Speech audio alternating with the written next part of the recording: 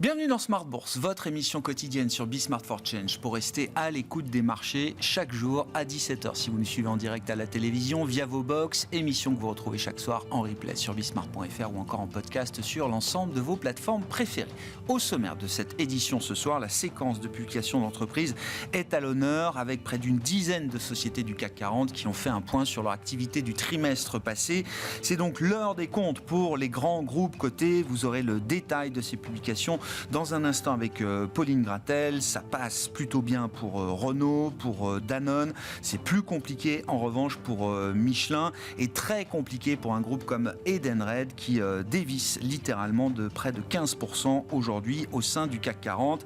Détail à suivre donc dans un instant avec Pauline. Côté macro, on a la confirmation que la France décroche, que la France et l'Allemagne sont aujourd'hui des poids morts pour la conjoncture en zone euro. C'est ce que nous racontent en tout cas les dernières enquêtes de conjoncture auprès des directeurs d'achat, les enquêtes PMI. Les premières estimations pour le mois d'octobre ont été publiées ce matin. Le commentaire est sans appel. La France et l'Allemagne freinent la dynamique de croissance en zone euro, alors que le reste de la zone euro, elle, connaît une progression de sa production et de son activité à un rythme le plus soutenu depuis ces 3 ou 4 derniers mois. On a donc toujours cette histoire de zone euro à deux vitesses et c'est aujourd'hui le cœur de la zone euro qui pose le plus de problèmes sur le plan de l'activité. Dans ce contexte, que dit l'IA de la situation de marché? C'est notre rendez-vous dans ce dernier quart d'heure ce soir avec Jean-Jacques Ohana, qui est membre du board de la FinTech AI for Alpha, qui utilise des signaux et des algorithmes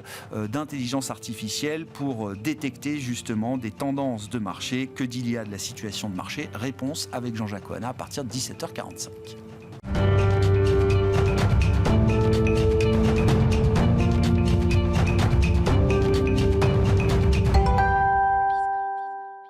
Tendance, mon ami, chaque soir en ouverture de Smart Bourse, les infos clés du jour sur les marchés. Nous retrouvons Pauline Gratel. Bonsoir Pauline. Bonsoir. La micro à l'honneur, effectivement, avec 9 valeurs du CAC 40 qui étaient attendues avec leur publication ces dernières heures. Oui, et je vous propose donc de commencer par les bonnes nouvelles.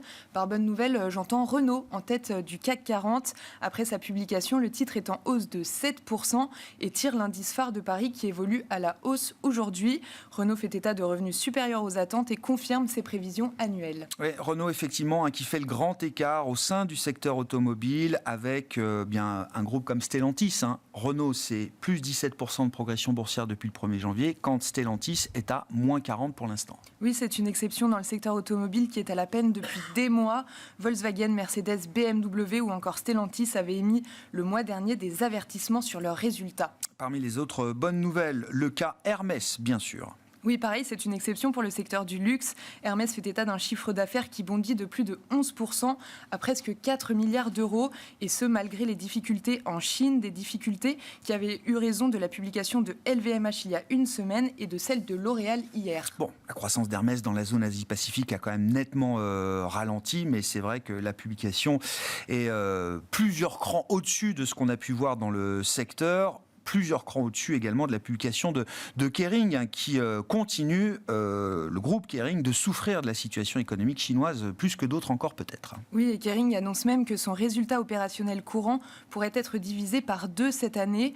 En cause, l'effondrement des ventes de Gucci de 25%. Et on rappelle que cette marque, c'est la moitié des revenus du groupe.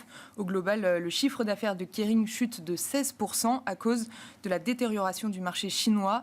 Le titre, qui a déjà perdu plus de 40%, arrive enfin à résister à ces mauvaises nouvelles et gagne plus de 2,5% aujourd'hui. Bon, d'autres titres au sein du CAC 40 n'ont pas été épargnés, comme c'est le cas de Kering aujourd'hui après leur publication. Oui, par exemple, Edenred, lanterne rouge du CAC 40 aujourd'hui, qui plonge de 15%. L'entreprise fait état de revenus certes en hausse, mais c'est nettement moins qu'attendu. En plus, le groupe fait face à une incertitude réglementaire en Italie. Et puis Michelin abaisse de son côté ses objectifs annuels. Oui, les volumes des ventes annuelles sont sont attendus en repli entre 4 et 6%, un recul plus important que les 5% maximum annoncés initialement, en lien avec le ralentissement du marché automobile. Les volumes ont diminué de 7% au troisième trimestre. Le titre cède 7%. Bon, et puis Tesla qui semble plutôt bien traverser la crise ou la transition du secteur automobile du fait de son positionnement, bien sûr. Tesla qui est bien moins touché que les autres sur ce segment. Oui, le profit de Tesla bondit de près de 20% au troisième trimestre, à la surprise générale. La marge brute est également supérieure aux attentes sur la période. Elon Musk attend même une hausse de 20 à 30% de ses ventes automobiles l'année prochaine. Le titre ouvre en forte hausse de plus de 15% à Wall Street. Quel est le programme des marchés demain pour les investisseurs, Pauline ? Côté micro, les investisseurs prendront connaissance des chiffres d'affaires de Safran et Sanofi. Côté macro, l'indice IFO allemand du mois d'octobre est attendu et le nombre de demandeurs d'emploi en France pour le troisième trimestre. Tendance, mon ami, chaque soir nous retrouvons Pauline Gratel qui nous apporte les infos clés du jour sur les marchés en ouverture de Smart Bourse sur Bismart for Change.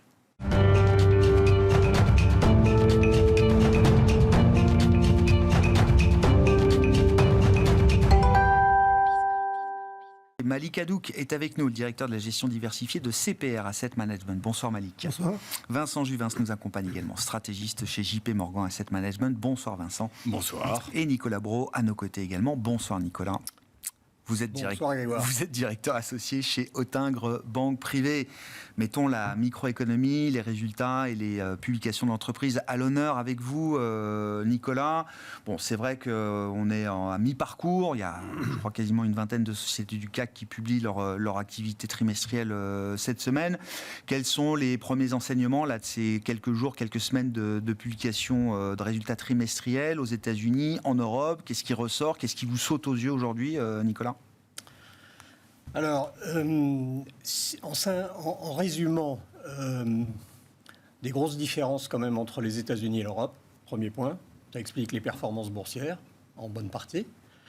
S'agissant de l'Europe, en fait, on a eu des indications avant la période de publication. C'est ça qui a été la marque de cette saison, c'est qu'avant la saison, il y a eu quand même un rythme assez fourni d'avertissements sur résultats. Dont les raisons se confirment au gré des annonces officielles. Et ça a un peu changé de physionomie, je trouve, par rapport au discours, en tout cas par rapport au discours, c'est clair, du premier semestre. C'est vraiment du côté de la demande qu'on constate une faiblesse. Alors que au premier semestre, c'était le contexte macro, la baisse des taux qui arrive, des effets pricing power, tout ça a quand même changé assez singulièrement. Il y a une faiblesse de débouchés, de marchés finaux. Il y a une faiblesse du consommateur. Ça, c'est un peu des deux côtés de l'Atlantique, mais avec des nuances quand même assez marquées en défaveur de l'Europe. Il y a une faiblesse de la Chine. Il y a moins de sujets financiers. Il y a moins de sujets, ils n'ont pas disparu, mais le temps est aussi passé de problématiques liées au stock. Ça reste un sujet, mais qui est quand même beaucoup plus sous contrôle. Donc on revient au sujet principal, qui est que la demande est faible. Il y a le sujet des prix aussi, du pricing. On en a quand même fait beaucoup sur le thème du pricing power quand il y avait de l'inflation. On voit bien quand même dans beaucoup de secteurs, notamment liés à la consommation, des choses que moi j'apprécie a priori, que ça a détruit de la demande en volume. Et le temps est venu d'être à minima plus raisonnable, voire de savoir faire machine arrière. Nous n'y sommes pas, mais on voit un certain nombre de groupes qui commencent à avoir des volumes qui repartent et d'autres qui sont encore à subir en fait leur soi-disant discipline de prix. Ouais. Une fois qu'on a dit tout ça, il y a beaucoup de polarisation. On l'avait dans la hausse. Franchement, quand l'économie était en réaccélération post-guerre en Ukraine, inflation et hausse des taux, il y avait déjà une polarisation intra-secteur qui était très grande. On a maintenant des acteurs de qualité qui baissent, mais avec toujours un écart qui est assez sensible. Ouais. Mais il ne se creuse plus, je trouve, dans un contexte économique plus challenging, plus périlleux. Ouais. Voilà. Après, je notais sur la polarisation là, quelques exemples. Alors, sur le plan des parcours boursiers, mais ça reflète le plan des parcours opérationnels. C'est Publicis le gagnant versus WPP, c'est Adidas qui a réussi sa recovery sur retournement versus Nike qui se retrouve aujourd'hui en difficulté, c'est Nvidia peut-être versus ASML en Europe. Des positionnements un peu différents à chaque fois, j'entends. Ou AMD aux États-Unis. Ou AMD aux États-Unis, Hermès versus Kering, Unilever qui publie aujourd'hui, je crois que c'est très bon, versus Nestlé qui publiait il y a quelques jours la semaine dernière où le marché est en plein doute sur l'equity story de Nestlé, etc., etc. Chaque fois, c'est des mastodontes du secteur qui se retrouvent quand même écartelés, quoi. Oui. Alors, par rapport à ce phénomène qui est à l'œuvre depuis de nombreux trimestres, j'ai une tentation forte d'avoir une approche différenciée, puisque évidemment on va mettre le mot sélectivité comme maître mot, mais dans un certain nombre de cas, d'aller chercher peut-être pas le loser, mais en tout cas celui dont la valorisation s'est ajustée. Car ce qui est nouveau, me semble-t-il, dans pas mal de secteurs, c'est la donnée du prix. Oui. Quand tout va bien, on est très content d'avoir des sociétés dont la croissance interne est supérieure à 10%, mais la valorisation le reflète. Évidemment, quand on devient comme certains des mastodontes français ex-growth, il n'y a plus de croissance. On parle d'LVMH, oui, d'accord. Alors, non, mais là, on entend oui, mais alors, comme toujours... Ça se paye plus 30 fois, LVMH, ça y est. Non, la valorisation s'est ajustée. Elle n'est pas incroyablement attractive. On n'est pas après la grande récession 2008-2009 ou le Covid. Mais il y a un ajustement singulier. Et donc cet effet prix de l'action, du titre, crée des opportunités. Et dans les noms que vous avez cités, je viens d'en citer un, mais ASML pourrait en être un. Alors, Publicis, WPP, quand on regarde les réalisations, il n'y a pas photo. Ah ben non. Mais l'écart de performance, à défaut d'être un écart de valorisation instantané, est tel qu'il peut y avoir des effets un peu de rattrapage. Donc, je suis en train de vous dire une chose, que je n'imaginais pas au premier semestre. J'avais envie d'être prudent, à tort ou à raison. Il y avait un certain nombre d'hypothèses macro et microéconomiques qui ne résistaient pas à un changement un peu de climat. Et là, je trouve qu'il y a le facteur du prix. Il y a des acteurs de grande qualité qu'on a parfois rêvé d'avoir qui sont à des niveaux attractifs. Mais évidemment, le narratif est mauvais.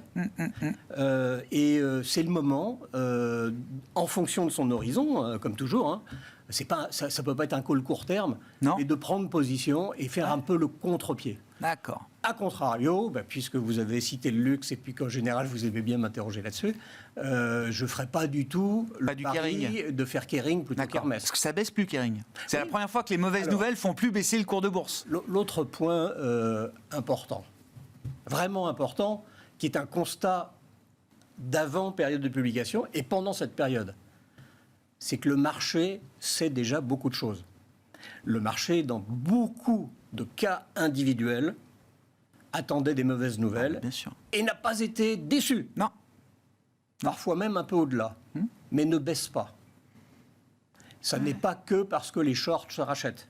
Il y a un moment donné où le marché émet un signal qui est que si, dès lors qu'on a l'impression qu'on est en train de faire un extrême en matière de dynamique négative ou de mauvaises nouvelles, si ça ne peut pas être pire, ça peut être potentiellement l'amorce d'une amélioration et d'un point d'inflexion. C'est ce sujet-là qui me semble le plus important dans cette saison de publication du troisième trimestre. Elle est plus intéressante de ce point de vue-là que la saison de juillet. J'entends. Mais il ne faut pas abandonner le facteur qualité quand même, vous dites. Ça, c'est un prisme que vous avez. Chacun reste avec son style, sa façon de faire, sa capacité à résister à des erreurs d'appréciation, d'analyse. Mais on est dans un monde quand même qui est et qui va rester challenging, incertitude, manque de visibilité. Enfin ça, on peut le dire tout le temps.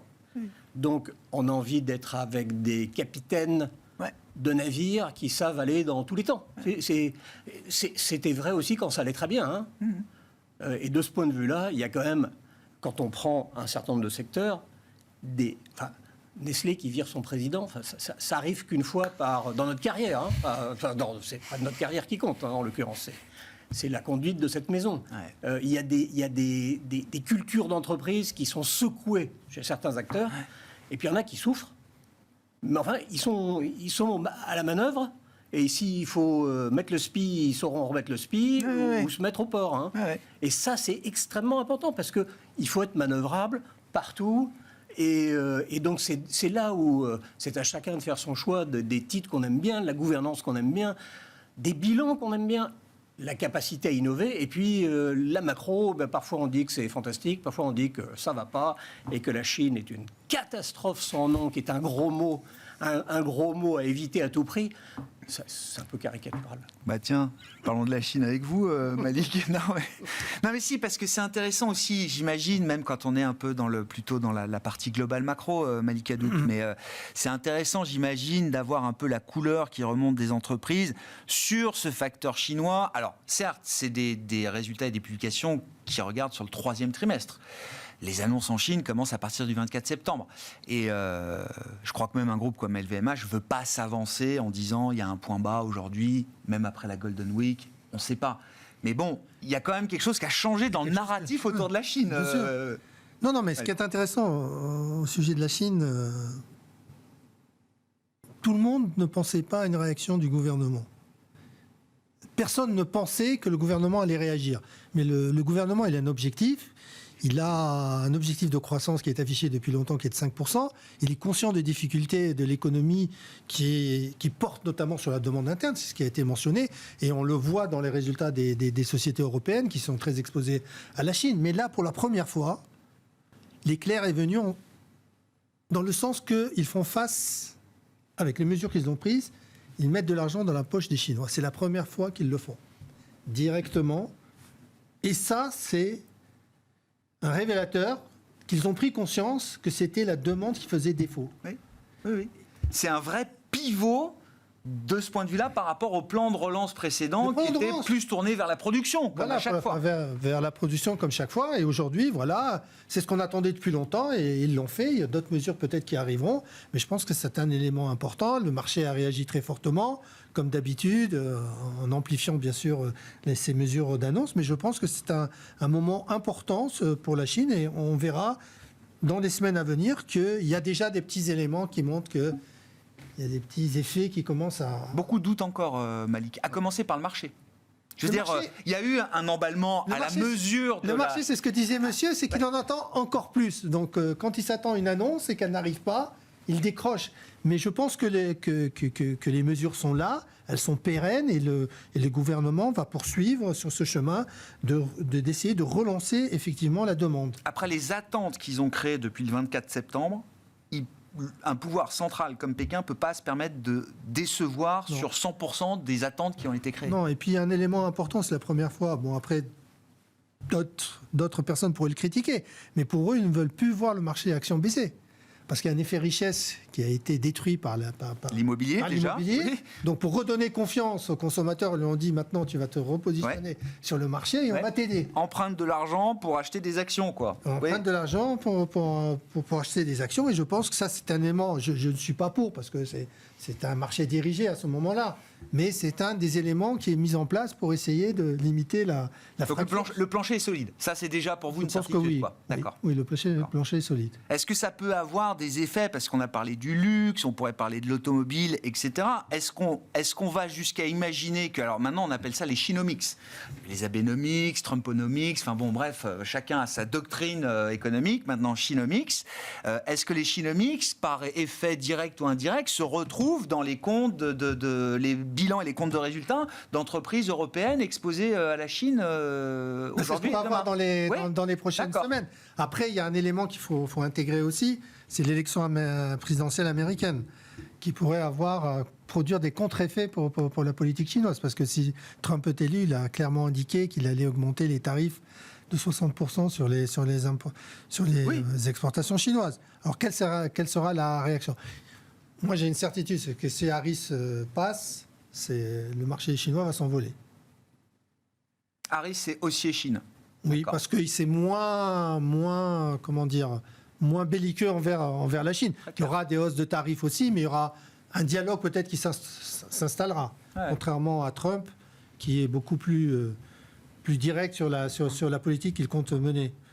Restons un peu sur le facteur chinois. Vincent, qu'est-ce que vous en dites chez JP Morgan AM de ce signal envoyé par la Chine? Ces signaux, il y a une réaction de marché très forte, un peu de déception derrière sur le marché. Il y a la question du signal macro. Est-ce qu'il y a quelque chose sur le plan macro qui est à attendre d'une Chine qui, je sais pas, arrêterait d'exporter de la déflation, tiendrait des objectifs de croissance un peu plus stabilisés, etc. Est-ce que ça se retrouve dans la toile de fond macro des prochains mois et des prochains trimestres?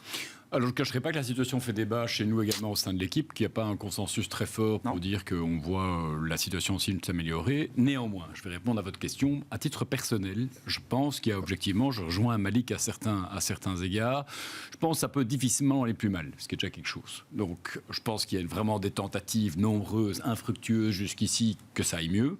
Je pense qu'ils n'ont pas le choix que ça aille un peu mieux. Donc, j'ai envie de croire, en tout cas dans le fait qu'on ait sans doute touché le fond économiquement et que globalement dans les prochains mois on ait des mesures qui commencent si et là à porter leurs fruits. Et par contre, indépendamment de la politique américaine. Moi, je pense qu'Harris ou Trump, les deux ne sont pas très bons pour la Chine. Je ne vois pas d'amélioration significative avec l'un ou avec l'autre, mais je pense que l'amélioration, elle devra venir de Chine d'elle-même. La confiance des consommateurs, quand on voit les graphiques, ça se passe de commentaires. C'est comme le cours, finalement, ensemble de valeurs que vous évoquiez, je ne peux pas le citer.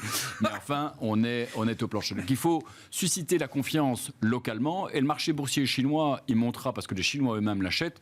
Les Occidentaux, ils reviendront en janvier 2026. Les plus aventureux, peut-être comme Malik, reviendront en 2025. Moi, je ne sens pas dans la communauté des investisseurs une volonté de revenir rapidement sur la Chine. Donc, soit il fallait y aller très rapidement, soit peut-être que si on est plus dans une logique stratégique, il faut peut-être attendre d'y voir un peu plus clair. Oui. Voilà, mais je peux bien imaginer qu'il y ait des mesures en effet incitantes pour inciter les ménages chinois à soutenir la bourse quelque part et partant à soutenir quelque part un petit peu leur pouvoir d'achat, leur effet richesse, même si ça représente une relativement faible part du patrimoine des ménages, c'est à peu près 5% les marchés d'actions un peu dans l'ensemble, mais j'ai envie d'acheter l'idée que le marché chinois est quand même particulièrement attractivement valorisé aujourd'hui, et certes il est moins attractif qu'il y a deux ans à l'issue de la première vague Covid, il est quand même pricé pour le pire, il est plus attractif aujourd'hui qu'il ne l'était il y a 10 ans, or on a des valeurs qui sont souvent à des plus bas historiques.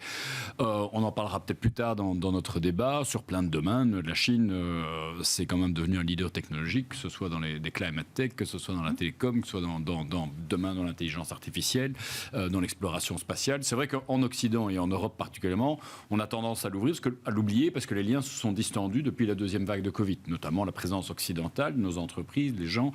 La Chine est devenue un peu, et pas passée un peu au second plan. Parler à des expats aujourd'hui, ils ne rêvent plus de Chine, ils rêvent de plein d'autres endroits, mais plus de Chine.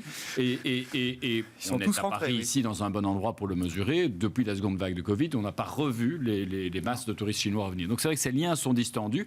Par contre, la Chine étant, en tout cas, tisse de nouveaux liens. La Russie, c'est une évidence. Afrique, Moyen-Orient, BRIC, sommet des BRIC qui se tiennent actuellement.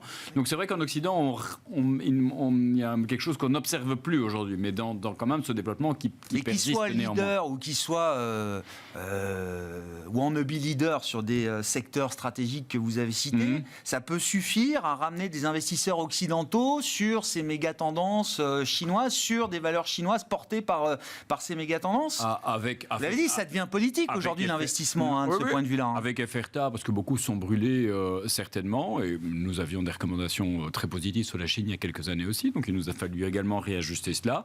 On est en train d'en discuter en interne, mais ça fait en tout cas partie, moi je pense, des idées d'investissement pour 2025 qui méritent d'être défendues. Ça se propose en tout cas, ça se propose aux clients. Il y a quelque chose qui... Voilà. Et les tarifs, c'est vrai qu'on agite ça un peu comme un épouvantail à l'heure actuelle, et potentiellement Trump les républicains pourraient en déployer.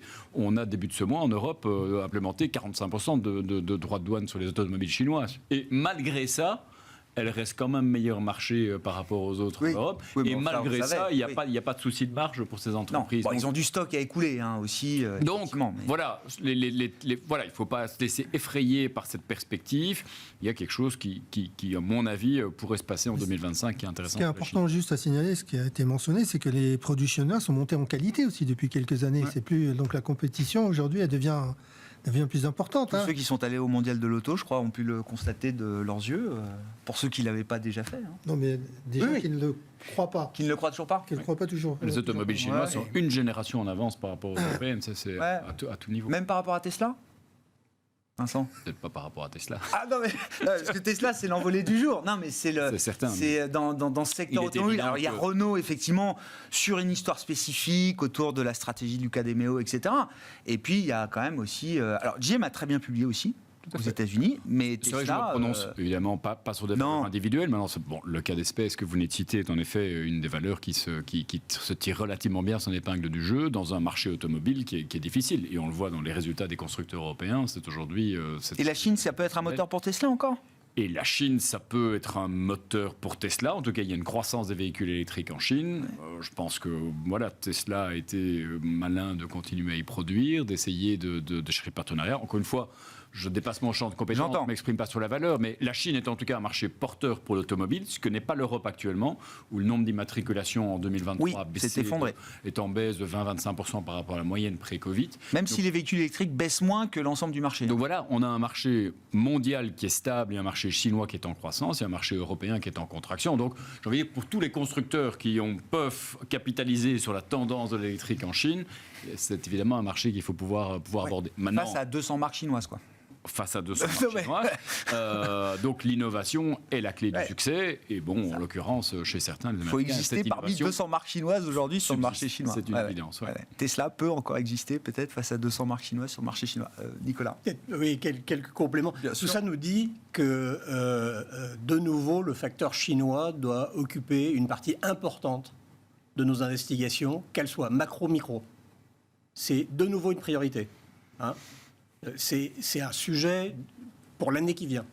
Deuxième observation. Avec un biais particulier aujourd'hui ou Oui, un biais, avoir le bon. Voilà, c'est ça. Parce qu'il faut être clair, la lecture. Il ne faut pas être caricatural, comme vous disiez de tout à toutes l'heure. les notes, de tous les papiers du FT ou d'ailleurs jusqu'au 22 septembre, c'était ininvestissable, on ne peut même pas en parler, Xi Jinping se fiche complètement de la reprise économique. Enfin, on était dans la caricature. Personne n'a vu venir, vous l'avez dit parfaitement tout à l'heure, le plan de relance je sais pas quoi, du 25 septembre, puis ces petites suites, il y en aura sûrement d'autres. Et là, le marché a monté en 4 jours et demi, donc personne ne l'a attrapé, ce mouvement, mais il y a le marché chinois, qui est déjà un call en soi. Et puis après, souvenez-vous, peut-être pas vous, Grégoire, dans les années 80-90, il y avait une façon de jouer la Chine en achetant les Coca-Cola de ce monde qui allaient à la conquête du marché intérieur chinois. Tiens, c'est marrant, ça c'est un truc qui n'a pas disparu. Eh bien, il y a en Europe, aux États-Unis, des acteurs qui sont connectés au marché chinois et à la problématique, mais avec un coût du capital occidental, avec une gouvernance occidentale, avec une lisibilité sur les comptes. Alors, ce n'est pas des pure play, mais donc il y a différentes... Et ces titres-là, ils ont absolument tous reperdu ce qu'ils avaient gagné dans la petite fusée. Oui, mais c'est ma question. Alors, les marques chinoises sont là. Face à Starbucks, il y a le King Coffee. Face à des marques de beauty, L'Oréal, je crois qu'on en avait parlé avec vous, il y a des marques chinoises aujourd'hui. L'automobile, on vient d'en parler. À chaque fois, vous avez des marques chinoises aujourd'hui qui sont peut-être privilégiées par le consommateur chinois. Les conclusions macroéconomiques qu'on peut en tirer sont évidemment plus faibles que par le passé. Si la Chine repart en 2025, ça profitera, d'accord. Relativement moins que par le passé. Et l'autre sujet que vous avez posé tout à l'heure, est-ce que ça se voit dans les comptes? Attendez, c'est d'avant-hier. Oui, je vais un peu donc, vite. ce que disent LVMH, Hermès, Kering, machin, L'Oréal, Beiersdorf, Estée Lauder et les autres, raisonnablement avant le deuxième trimestre de l'année prochaine, il ne faut pas attendre grand-chose. C'est ça. Donc tout le monde va avoir les yeux rivés sur 11/11 dans quelques jours, sur Chinese New Year, mais il y a des comparables qui sont assez élevés. Donc si on veut être raisonnable, 3 secondes, on essaye, pas dans l'émotion. Disons que c'est dans 6 mois qu'on le verra. Donc on est forcément dans une période où on choisit un peu son camp. Et je souscris au camp que vous avez développé tout à l'heure. S'ils sont un peu sérieux, les Chinois, il faut prendre ces gens-là au sérieux. Pas parce qu'ils copient bien, ils copient même à l'exception, mais dépassent l'élève. Dans tous les secteurs, ça déroule depuis des décennies. Mais c'est parce que c'est des gens qui sont animés de moteurs très puissants qui parfois ont disparu de chez nous.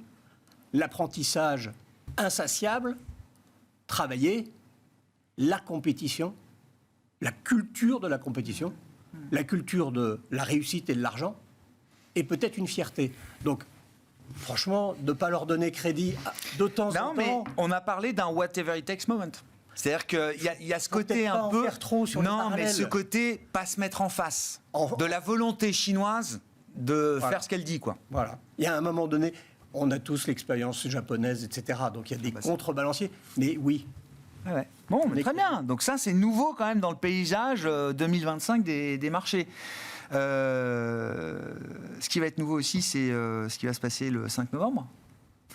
Non, mais il faut en dire un mot. Est-ce que... Non, mais ce qui va passer d'un moment, c'est assez clair. Si c'est Trump qui passe, les marchés américains vont continuer à monter, et les marchés hors États-Unis... Les marchés actions ? Oui. D'accord. Et les marchés Trump, c'est aussi action. C'est aussi action, mais c'est baisse des impôts. Donc, c'est baisse des impôts, protectionnisme, donc on privilégie l'industrie locale. C'est progression des actions US et baisse de tous les autres marchés actions. D'accord. Donc c'est US contre le reste du monde, mais en faveur des US. C'est ce qui s'est passé en 2016. Hein. Ok. Bon, il y avait l'effet de surprise, parce que là, on ne s'attendait pas à ce que Trump gagne. Mais bon, aujourd'hui, c'est les mêmes mesures qui sont attendues. C'est inflationniste, c'est baisse des impôts, c'est privilégier l'Amérique. Et si c'est au niveau des taux... Oui, j'allais dire, est-ce que l'aspect inflationniste de Trump en 2024 est encore aussi bon que le reflation trade qu'il a amené en 2016, où on sortait d'une période où quand même plus personne avait envie de revivre la stagnation séculaire, etc. Est-ce que là, c'est pas la goutte d'eau inflationniste qui peut quand même faire déraper les marchés obligataires, les taux et par effet indirect les marchés actions quand même, C'est le risque principal d'une nouvelle politique Trump. C'est ce risque inflationniste avec la mise en place de tarifs importants. Mais je pense que c'est passager, ce sera une réaction passagère et les choses devraient se calmer. Bon, c'est un facteur politique aujourd'hui, les sondages qu'on ne maîtrise pas. Aujourd'hui, on est plutôt à 50-50. Non, mais ce que je vois, c'est par exemple sur la séance d'hier, par exemple, le marché, lui, a pris position pour Trump. Les Trump trades sont là. Ouais. Mais depuis le 18 septembre, la baisse de taux de la Fed, le 10 ans américain reprend quand même 50-60 points de base. Jusqu'à hier, ça n'affectait pas le marché. C'est-à-dire le S&P a repris 4% sur la période, le Nasdaq a dû très bien se comporter également. Quand le taux américain 10 ans commence à flirter avec les 4,25, et on a vu 4,25, 4,50, c'est la zone de la mort, quoi. C'est-à-dire que là, on est à des niveaux où l'oxygène est un peu plus rare, et on voit tout de suite le marché action qui remonte d'un cran. Deux explications. Sur la hausse des taux nominaux, je pense qu'elle est allée trop rapidement. La première explication, elle est plutôt positive pour le marché action, c'est que l'économie est résiliente. Donc les perspectives de bénéfices... Bonne nouvelle. C'est bonne nouvelle. Okay. On n'a pas à s'inquiéter. Oui. Donc, croissance nominale, tout va bien. Voilà. La deuxième explication, c'est celle que vous mentionnez, c'est celle de Trump. Donc c'est le trade inflationniste. Ouais. Mais je pense qu'on est allé trop loin là aussi. D'accord. C'est-à-dire que je ne vois pas, moi, les Trump, taux... ça ne met pas les 10 ans à 5%. Je ne vois pas personnellement les 10 ans à 5%, sauf s'il y avait une rhétorique vraiment guerrière au niveau commercial. Et je ne pense pas aussi que la dialectique autour de la hausse de la dette américaine soit l'élément qui a enclenché aussi cette hausse des taux. On est sur du court terme, la hausse de la dette américaine, c'est plutôt une vision plus long-termiste qui pourrait affecter les marchés, parce qu'il y a effectivement un problème d'explosion de la dette, de soutenabilité de la dette américaine. Ouais. Avec quand même le poste de remboursement des intérêts de la dette américaine qui est en train de dépasser le budget de la défense. Hein. Il a déjà dépassé le budget de la défense en France. Donc, Ah oui, non mais... je pense qu'il y a quand même aussi des garde-fous automatiques. Hein. À 5%, moi j'achète de la dette américaine jour et nuit. Hein. Donc, c'est ce qu'il fallait faire en septembre-octobre dernier. Oui, c'est exact. Mais dans quelle mesure Trump peut être un game changer fort aussi pour la logique et la dynamique de marché qu'on observe? Oui, je pense qu'il faut beaucoup d'humilité à ce stade pour anticiper les dégâts ou les opportunités potentielles. Je pense que dans un cas comme dans l'autre, il y a peu de chances que le prochain président puisse faire intégralement ce qu'il veut ou ce qu'il a dans son programme actuellement. a priori, quand on voit les sondages, c'est plutôt un Sénat républicain, une Chambre des représentants démocrate. Et si on devait avoir des républicains à tous les étages, on sent que dans le backbench de Trump, c'est quand même pas tout le monde n'est pas à soutenir ses idées. Donc il y a quand même beaucoup qui sont un peu sceptiques, les 60% de tarifs, les déportations de migrants et ainsi de suite. Beaucoup d'annonces et autres. Il faudra voir dans la réalité ce qui sera réellement. Moi, j'entends quand même aussi une équipe resserrée autour de lui qui dit cette fois on est prêt. Et Trump le dit. Les gens, ils seront loyaux cette fois. C'est pas John Kelly, le chief of staff, qui donne une interview 2 semaines avant pour dire non, mais cet homme que j'ai servi pendant un mandat est un fou furieux, etc. Il y aura plus ces gens-là. Les gens qui étaient vus comme des adultes dans la pièce autour de Trump. Hein.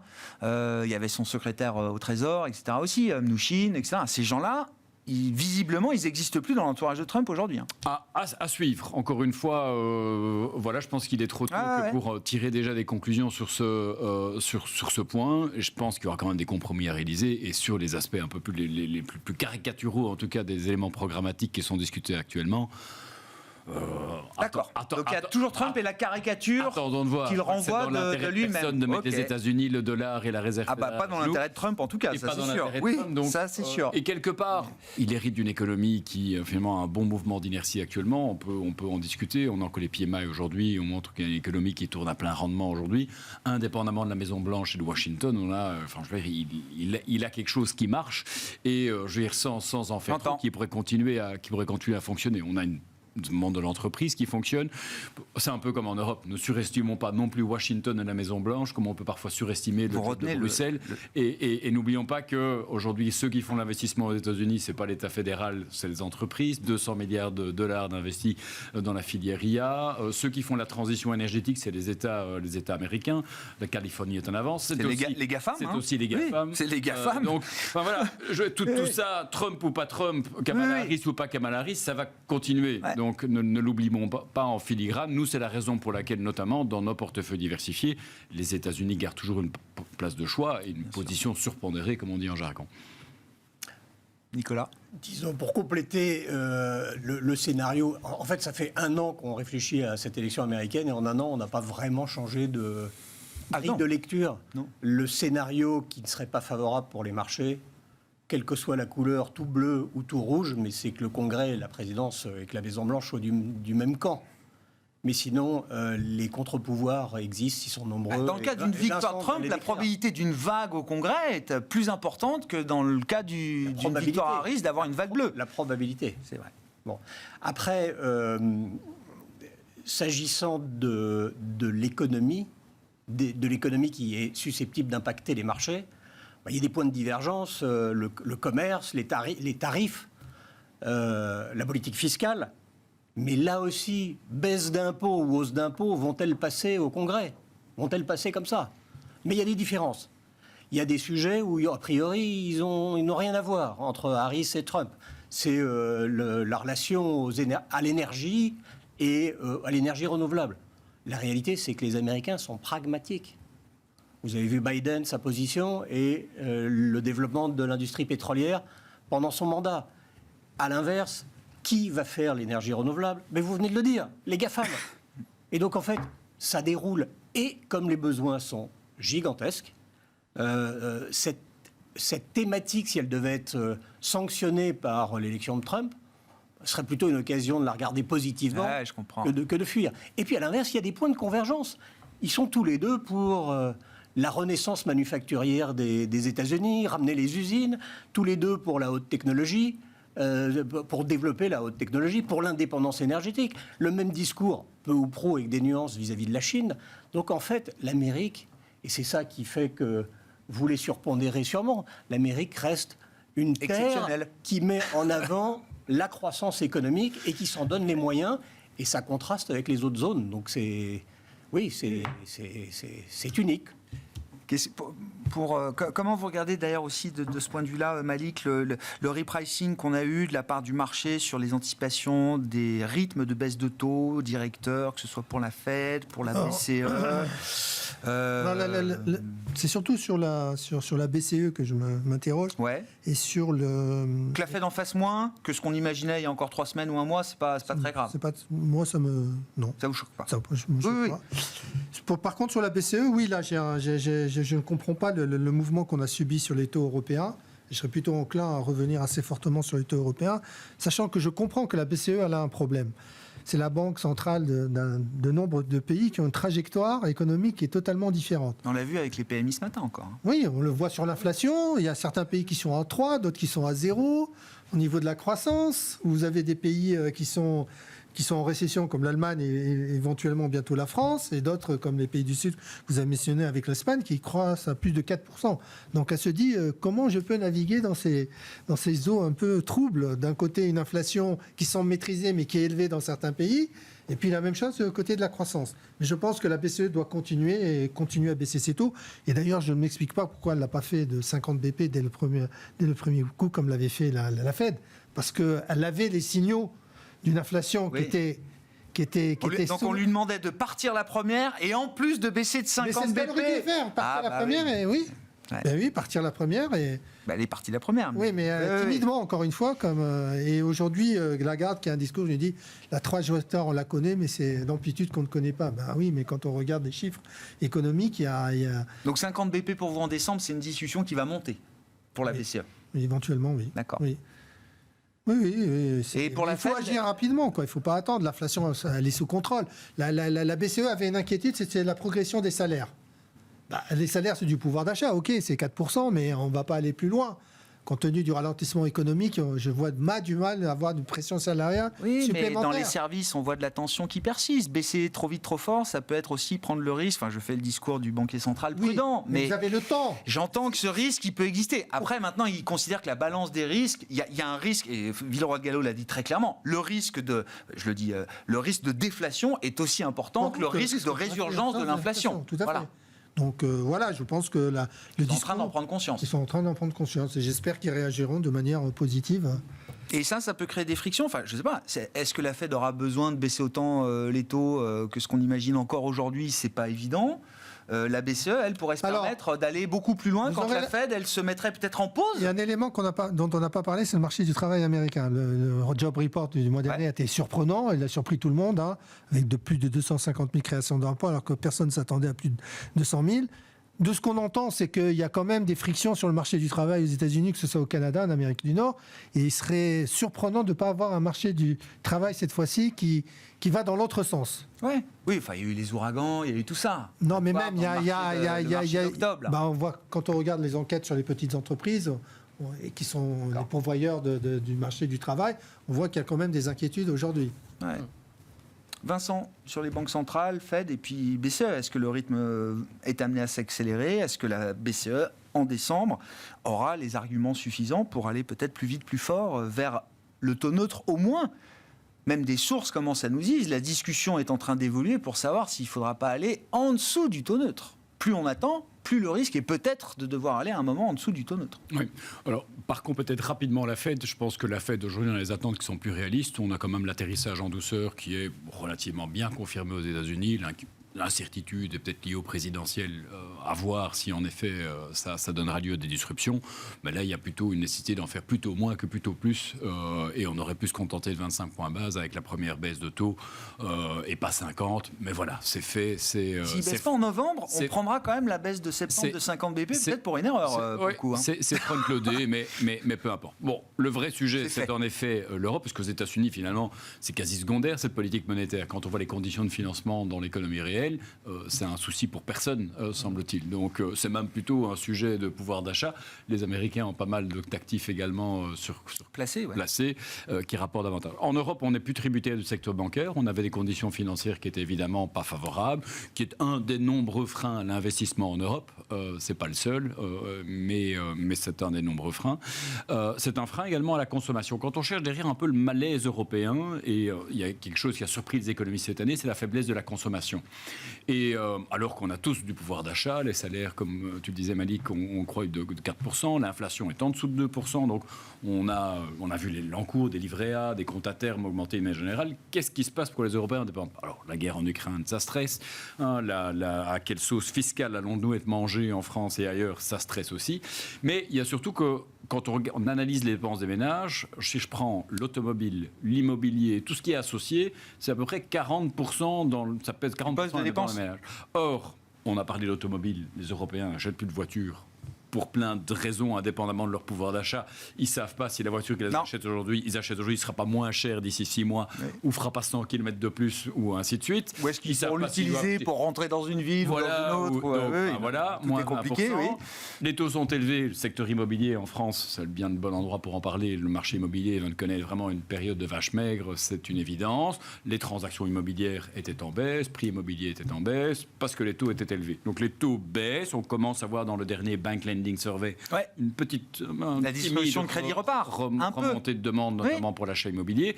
Et derrière les maisons, c'est aussi des biens d'achat de biens. Si vous allez après ça, je ne sais pas moi, dans votre magasin Leroy Merlin ou associé, pour bricoler, vous déménager. Enfin, ça suppose plein de ça crée un effet boule de neige vertueux. On pourrait avoir par les taux un peu un effet vertueux, en tout cas déjà sur l'immobilier, qui pourrait quand même un petit peu relancer les choses, qui pourrait quelque part aider un peu l'investissement. Mais l'investissement en Europe, c'est l'industrie. L'industrie, c'est encore une fois beaucoup l'automobile.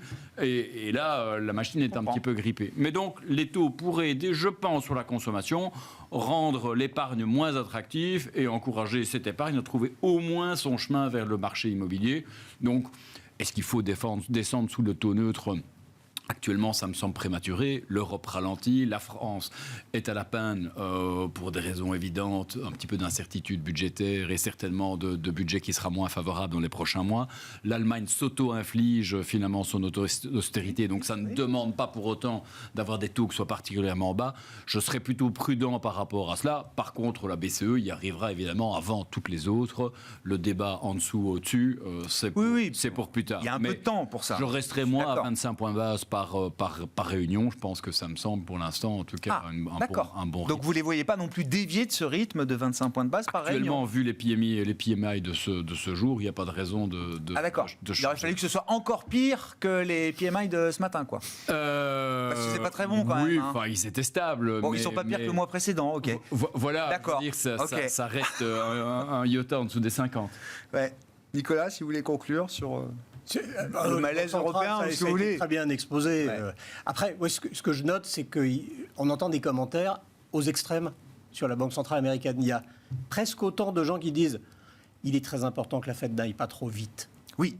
Que ceux qui disent, dans des maisons que Vincent connaît bien, qui vont jusqu'à dire les taux courts vont retourner à 2%, voire à 0. C'est le charme partout d'avoir des avis contraires. Sur le plan de l'Europe, la reconstitution du pouvoir d'achat réel, je souscris complètement à ce que tu viens de dire, c'est, à minima, ça va écarter le risque de récession. Donc ça aide le boulot de la Banque centrale plutôt d'aller par étapes. Voire ça peut aller dans un jeu de bascule qu'on connaît depuis la pandémie. On va de la consommation de biens à la consommation de services et d'expériences, lesquels prix d'ailleurs des services et d'expériences ont sacrément monté. Ah si. Oui, mais ça n'a pas baissé. Se nourrir, voyager, l'hôtellerie, ça a quand même beaucoup monté. Donc en effet, ça peut rebasculer et ça ferait du bien au PMI manufacturier si on cherche des indicateurs, alors que les PMI services en Europe tiennent. Donc, positivement. Oui. Mais restons sur cette note positive, messieurs. Merci beaucoup d'avoir été les invités de Planète Marché ce soir. Merci beaucoup. Nicolas Brault, Autingue Banque Privée, Malik Hadouk, CPRM et Vincent Juvin, JP Morgan Asset Management.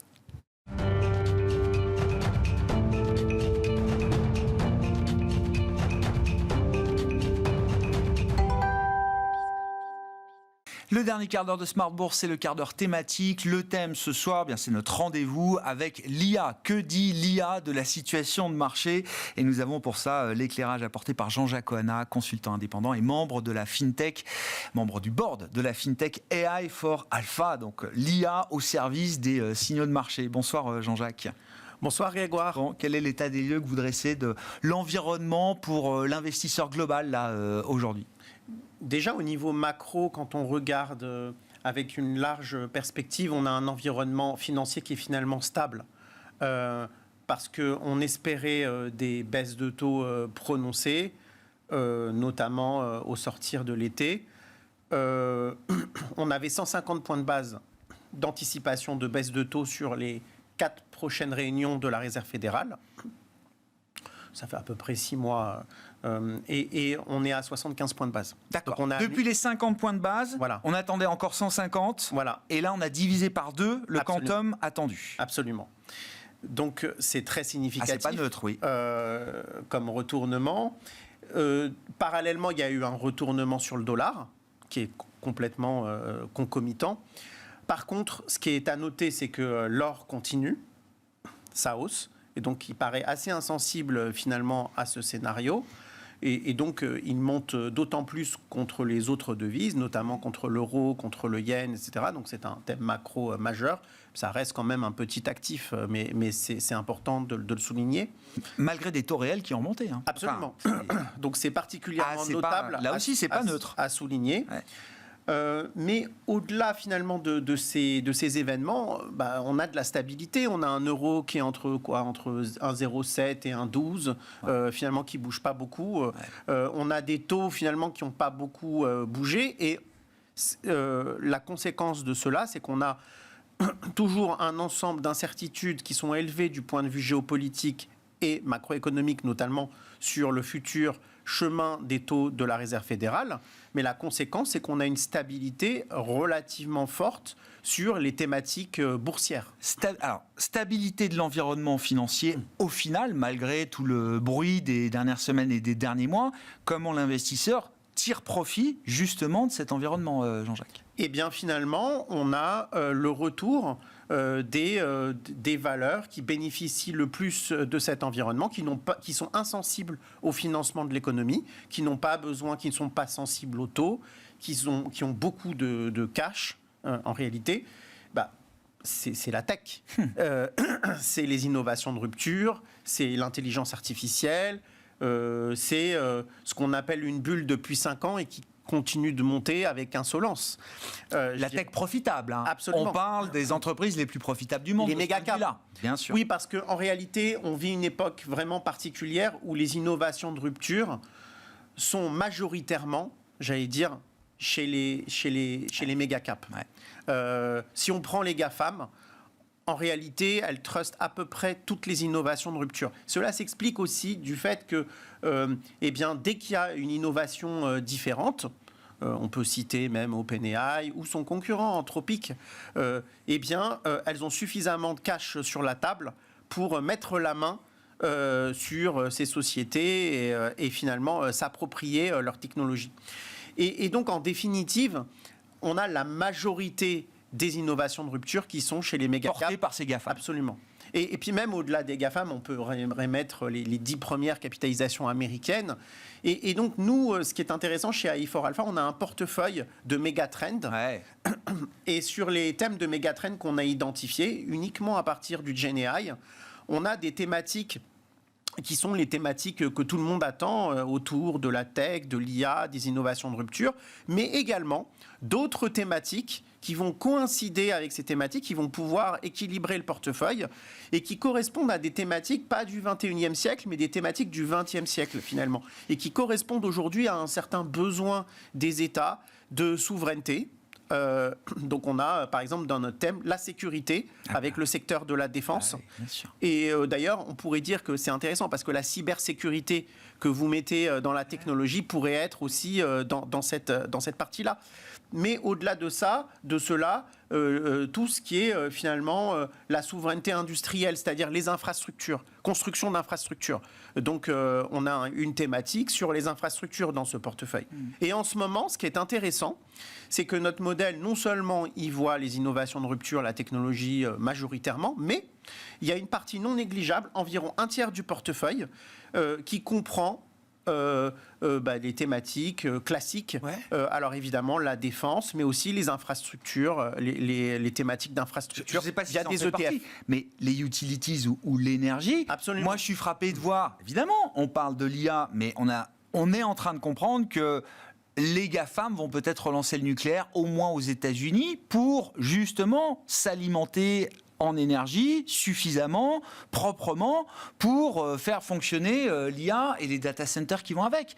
La plus grosse performance du S&P 500 depuis le début de l'année, c'est plus Nvidia, qui fait encore 180% de hausse boursière. C'est une boîte comme Vistra. Alors évidemment, en termes de market cap, c'est 1000 fois plus petit que Nvidia, mais c'est une boîte qui fait 250% de performance boursière parce qu'elle vend de l'énergie propre et notamment nucléaire. Alors, tout à fait. Et d'ailleurs, ça fait écho à une autre thématique que nous avons, c'est les ressources naturelles, et notamment les ressources naturelles nécessaires, utiles, voire indispensables à la transition écologique. Bien sûr. Parce que finalement, on s'aperçoit, d'ailleurs c'est tout un problème de la transition qu'on n'a pas le temps de développer ici, mais en réalité, si on veut faire une transition énergétique qui est moins gourmande en énergie, elle est plus gourmande en métaux. Et en métaux rares. Et la question, c'est l'approvisionnement de ces métaux. Et donc, on a cette thématique qui peut éventuellement être présente dans le portefeuille, qui ne l'est pas aujourd'hui, mais qui pourrait l'être. On a des thématiques qui sont liées à la pharma, à la biotech, qui en ce moment ne sont pas privilégiées. Je pense aussi qu'il peut y avoir une raison qui peut être liée aux élections présidentielles, aux anticipations sur les élections présidentielles américaines. Et puis, il y a les tendances de conso. On a des tendances de consommation qui sont très lourdes. On le connaît bien, nous, en France, parce qu'on a des champions dans ce secteur, finalement. Donc, il y a la consommation discrétionnaire, donc notamment le luxe, et puis d'autres tendances. Ça reste des mégatrends validés par vos signaux et par... Oui, ça reste des mégatrends. D'accord. Okay. On le voit bien. Là, on s'est un peu inquiété, nous, quand même, sur le luxe français. Il faut distinguer le conjoncturel du structurel. Finalement, quand on sur un plan large, c'est le principe de la méga tendance, quoi. Voilà. Ouais. Et en ce moment, c'est pas des thématiques que notre modèle tactique privilégie. Il est quasiment à zéro sur ces thématiques-là, mais c'est des thématiques. Ça reste structurellement absolument, une tendance. Absolument. Et d'ailleurs, au-delà de ces thématiques, il y a les consumer staples, c'est-à-dire la consommation finalement alimentaire. Ouais. Unilever a très bien publié, Danone a très bien publié, voilà. Carrefour aussi, je crois. Enfin voilà, il y a tout un écosystème autour de ça qui s'en sort bien aujourd'hui. Exactement. Alors, ce qui est intéressant finalement, c'est de voir qu'en ce moment, il y a deux thématiques qui peuvent coïncider et qui peuvent finalement s'exprimer en même temps dans les marchés. C'est les thématiques d'intelligence artificielle, de technologie, de rupture que tout le monde plébiscite, mais aussi des thématiques qui sont, je dirais, moins exposées. Alors évidemment, la défense, on en parle toujours. Mais au-delà de la défense, des thématiques de construction d'infrastructures, par exemple. Une Schneider, je rappelle, c'est la meilleure performance du CAC 40 depuis le début de l'année. Et puis, justement, en élargissant le débat, ce qui est intéressant, c'est que ces thématiques sont assez apolitiques. On voit bien que, quelle que soit l'issue de l'élection présidentielle américaine ou des élections dans le monde, personne n'ira contre ça. Oui. Le politique ne peut pas se mettre en face Absolument. de ça. Juste un mot, il nous reste 1 minute. Dans ce portefeuille modèle, la méga tendance des AI4 Alpha, c'est quoi la place des US, c'est quoi la place de l'Europe ? Eh bien, en fait, on utilise des ETF américains, mais justement, de manière un petit peu plus provocatrice, j'allais dire, il y a très peu. Déjà, comment vous voulez faire aujourd'hui un portefeuille sur l'IA, la technologie, les innovations de rupture en Europe ? Vous auriez quoi comme société en Europe ? Une fois qu'on a mis ASML, SAP. Sur la pharma, sur la pharma, Novo Nordisk, c'est très faible en réalité. Vous pouvez rajouter Infineon peut-être. On a vraiment les plus grandes difficultés à trouver des champions européens des technologies de demain. Les sociétés américaines, il y en a plein, elles n'existaient pas en 2000. Il y a 20 ans. SAP, ASML, ASML c'est des années 80, oui. SAP c'est des années 70. On n'a pas de champion européen des technologies de demain. On n'a pas réussi à faire émerger des champions. Et quand on regarde les niveaux de capitalisation, c'en est peut-être la cause. On a 5% d'écart de rendement sur les 10 dernières années entre l'Europe et les États-Unis. La cause est qu'on n'a pas de champion. 5% par an. 5% par an. Oui, par an. Imagine bien. Donc c'est considérable. Oui. Ça capitalise l'écart, quoi. Merci beaucoup, Jean-Jacques. Jean-Jacques Oana, avec nous régulièrement dans cette émission pour nous apporter l'intelligence artificielle au service des marchés. Jean-Jacques Oana, qui est consultant indépendant et membre du board de la FinTech AI4 Alpha.